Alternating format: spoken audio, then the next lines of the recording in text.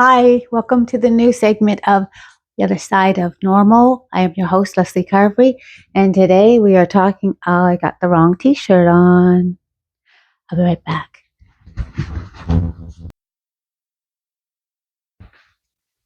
I'm back. And today's show, we're talking about mental health, specifically my mental health. I have recently been diagnosed with ADHD, and I'm recently been medicated with something that helps me a lot. Leslie, do you consider yourself part of the neurodivergence community? Oh, for sure. For sure, I do. New to it, but no, I'm not new to it. New to knowing that I'm part of it. So I guess I've always been.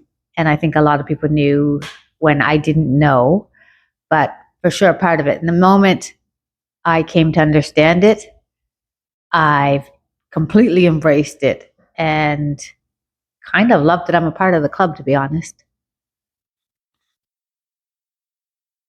And when did you find out that you had ADHD? Oh, when did I find out?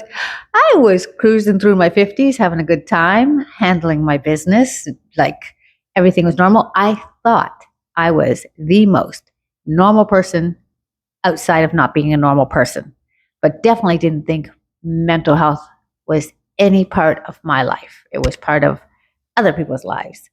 And because I never felt held back by anything, I never felt struggling. So yeah, I knew there were things, but I didn't think they were, I thought they were quirks. I thought they were just the little me's, the little cutesy me who can't do some things because I thought it was because I just didn't like it, I guess. What happened in the 50s that made you realize it in the 50s then? What happened? My son happened. My adult son happened. I guess my child self son could not have diagnosed me, nor would I have wanted him to. But um, I guess it came about watching my son, who definitely has ADHD, struggle to get things done and to make movements and to handle things. And I just looked at him again, me coming from a place of a normal mom and him being this wild child. And I'm thinking, why are you like this way? And him looking back at me and saying, "You're like this too." Nice. So I guess it was my son who diagnosed me. And to be honest, that's the way it works. That from everybody I've talked to, their kids have told them, especially my age, their kids have said, "You may want to look into this." I think our kids know these things right now, and we're too busy living and surviving and struggling and keeping things together to acknowledge it. But when you do, it's a whole new world, new medication, because it helps me. I wouldn't be able to do this show without it, to be honest. It helps me think in a straight line, and it helps me understand what noises I need to be concerned with and which ones I need to quiet. I'm back, and I'm here to talk about my mental health situation, which for me is ADHD. I've recently been diagnosed and medicated, and the medication has been wonderful in helping me. I don't think I could do this show if I wasn't, because I live in my mind, and my mind is a very, very busy place.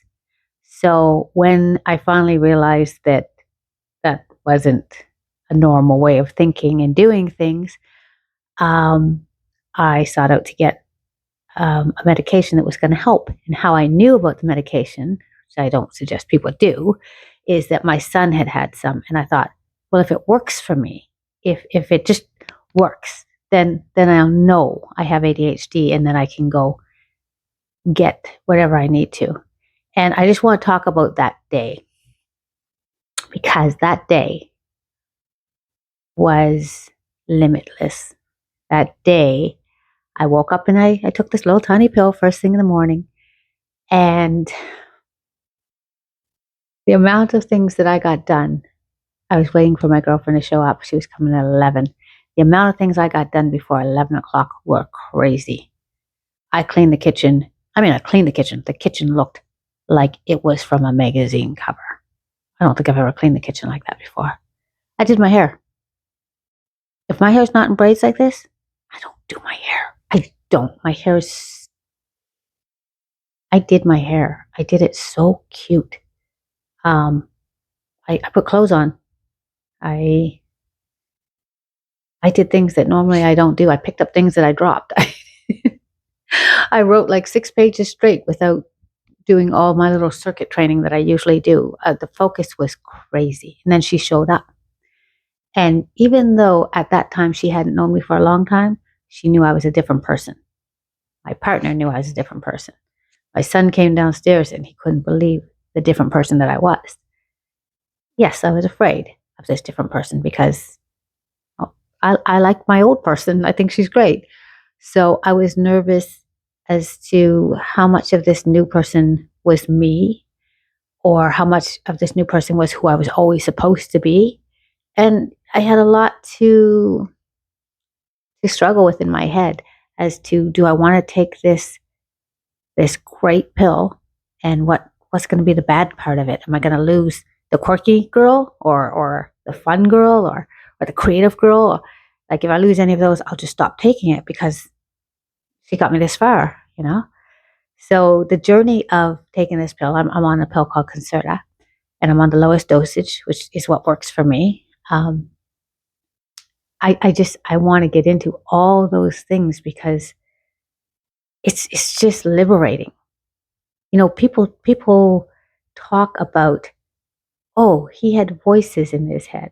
And then when you hear that, you equate that to that person is crazy.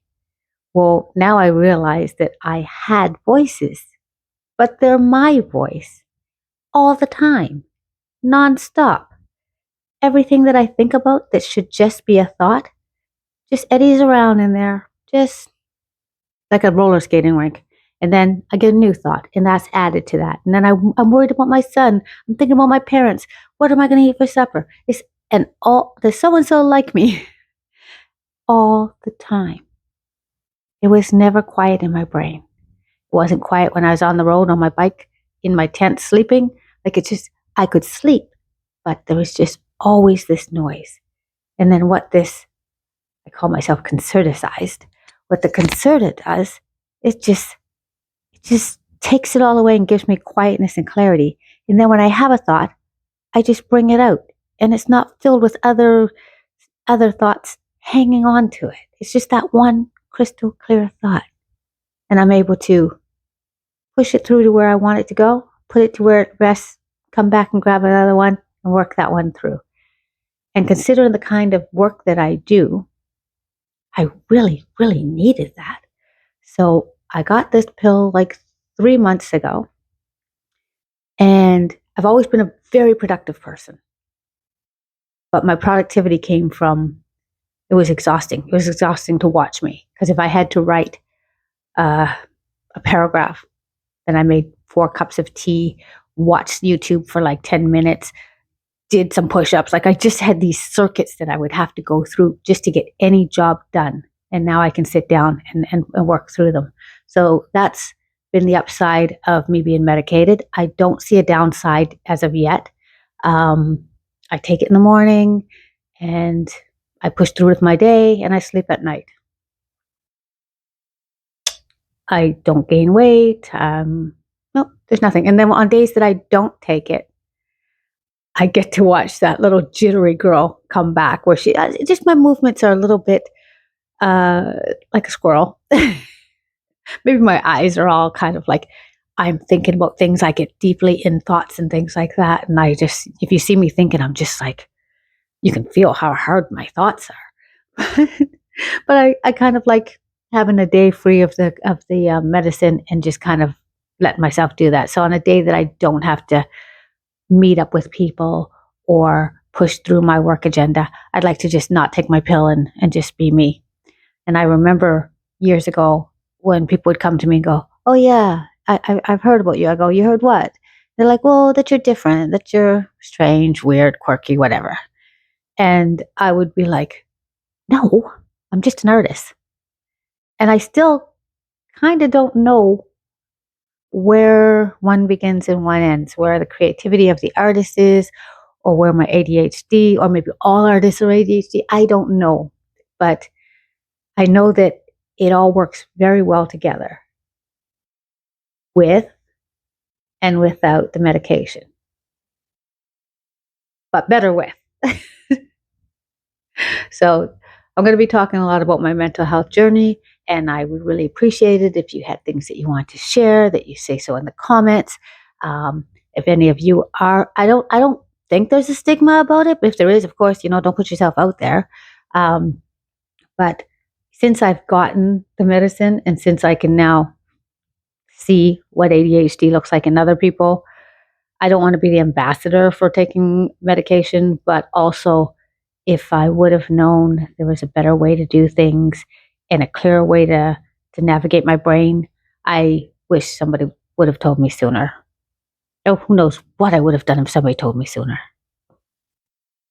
So, in closing today's show about mental health, I think it's very important that we always try to aim to have our mental headspace better than it was before, which is something we do with our physical and with our beauty. We're always trying to achieve something better. So why don't we do better for our head?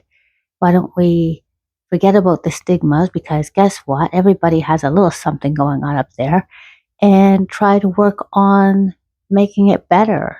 If there's an imbalance, let's get it balanced. If we're struggling with something, let's figure out a way to struggle less. There's people out there that can help us. There are medicines out there that can help us. There's therapy out there that can help us. I think everyone should take a good close look, grab that magnifying glass and say, what's going on up there? What do I struggle with? And it may seem like something that doesn't seem much of a struggle, because what we do as human beings is just keep on going. But there might be an easier way. And if we're making everything else easier, why not alleviate some of that stress up there and let our brain just function the way it's supposed to function? So that's my thoughts on mental health for this episode. We're going to come back to it for sure. Let me know what you think in the comments. Talk to you soon on the other side of normal.